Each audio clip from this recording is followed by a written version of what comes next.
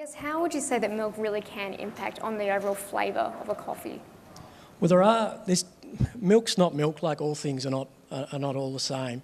And so while as a general comment in Australia, we've got some fantastic drinking milks and they've got some reasonable similarities, they don't necessarily all perform or have the same functional attributes in a given blend or a given cafe environment. There's some obvious stuff. The creaminess or the dairy note is probably the key thing that is the main influence, assuming you've got, I guess, what I'd call the hygiene factors. You've got to have a decent stretch, you've got to have a good mouthfeel, you've got to stretch okay and have a silky bubble.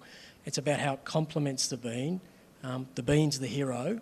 We don't want the milk to overpower it, so that creaminess or dairy note is probably the challenge.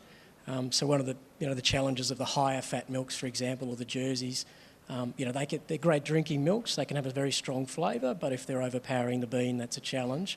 Flip side, if you've got a very strong bean, that might be the right vehicle.